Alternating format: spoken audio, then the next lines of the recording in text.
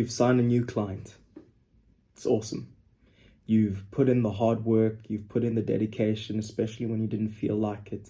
You sent out the DMs, you got onto cold calls, you've piqued your anxiety getting on social media and really putting your message out there that, hey, this is what I do and this is what I can do to deliver value for you, client. And you eventually got a client to secure a deposit and jump on board. But now you've got this crippling anxiety welling up in the pit of your chest right here. You feel it right here. You're basically thinking, how am I going to get all this information from my client? How am I going to set the right expectations? And how am I going to limit the back and forth between me and the client within the first week so that I can get this project started? Let's see.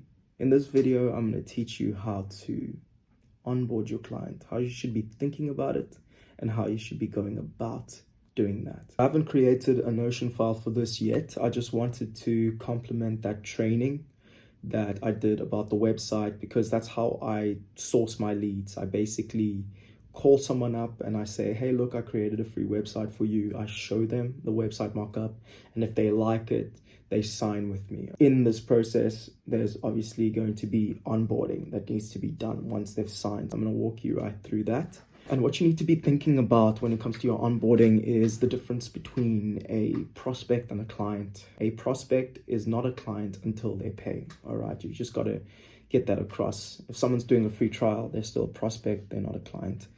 Bridge the gap, get them to become a client, and when you do get them to agree and pay an upfront deposit or pay in full, you send them an agreement. So this agreement is a nice thin veil of protection between you and the client to set the expectations, to know what the client is getting, to hold you accountable as an agency, and to hold the client accountable to following the steps. So make sure that there's contingencies around your results and contingencies around if they do not follow the step-by-step processes you put in place. They are obviously liable to that, and you are not responsible for any KPIs not being met if they do not do their part. They should have skin in the game. What do you need for a successful onboarding? I already said they need to sign. Once they sign the agreement, you can use Zoho Sign or whatever. Once they sign the agreement, you send over the onboarding questionnaire. The onboarding questionnaire will allow you to get all the information you need. Think about 3 question categories when it comes to your onboarding questionnaire. You need to get brand assets. So that is all the media, all the pictures, all the logos, all the branding. You need to get access to accounts. Let's say you need to get onto their WordPress or their Shopify or their social medias. Just request all of that information and ask them to put it in a doc, or you create a dashboard, which is what I do. I create a dashboard in Notion. I invite them to a dashboard, and it's got all the prompts that they need in order to fill that kind of information out. Let's say you've done a website build for them and now you've upsold them into social media services. Without that ICP, ideal client profile, you're pretty much running in circles because you don't have a consistent enough messaging structure. So you need to create that. I do that for free. Like, I really want my clients to win. So I'll create that for them if they don't have a client profile, or if they do, I will enhance their client profile and say, hey, look, have you looked at Google Trends? Have you looked at SEO? Have you looked at what's going on in the marketplace right now? And have you informed this in your decision to improve your targeting and your client profile? And they say, no, like, we haven't done that yet. And I say, look, I'm going to enrich this for you. It's going to make it more effective for you on social media right now and in future. And more often than not, they say, go ahead and do it for us. And then they stick to that. It's pretty cool. With your onboarding, you're giving a lot of serious value up front, especially when a client pays you in full. You don't want to be ghosting them. Within the first day, try and do as much of this process as you can. Push them to sign, A, sign the contract, and B, to fill out your onboarding form. I use Typeform for this, but I'm now using Go High Level because I'm trying to integrate my agency into that.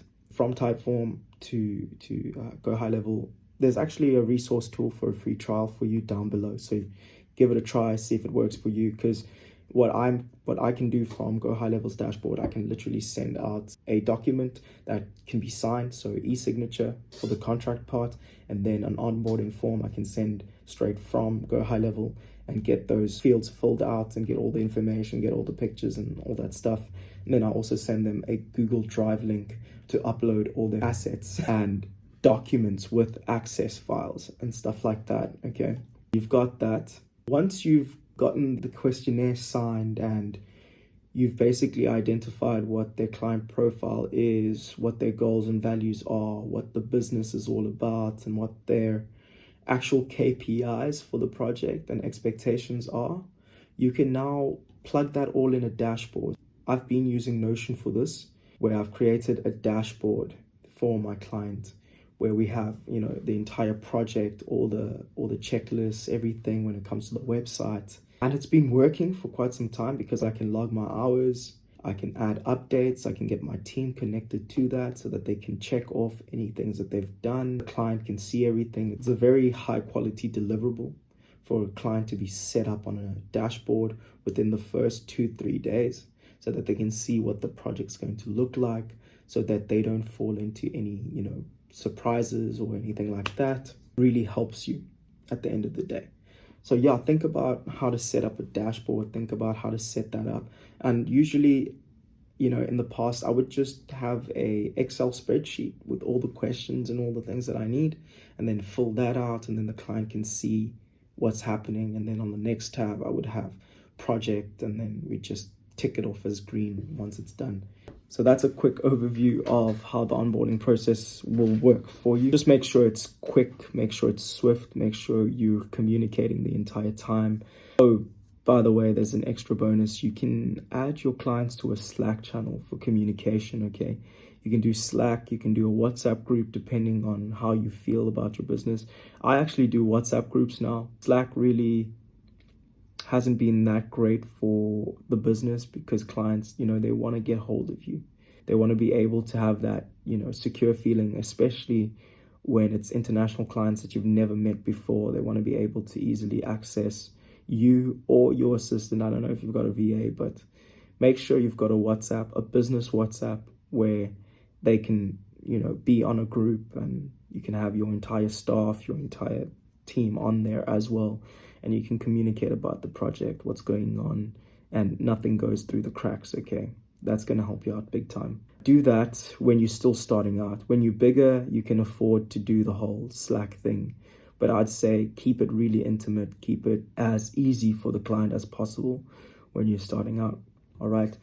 I will create a full training on this at a later stage, probably on the weekend. I'll record something.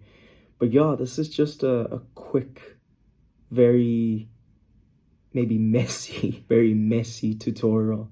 But I just wanted you to think about onboarding. Some of you guys don't know what onboarding is, and you don't know how it really works, what you need. So I just wanted to just throw out some ideas for you to grip. And you can comment below. You can say, Pums, this video doesn't make any fucking sense.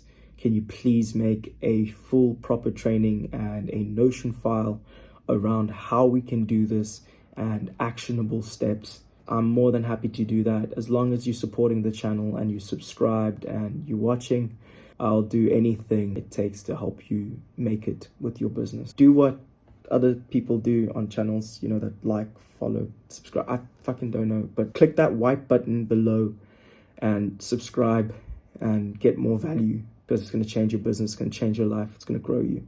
Cheers.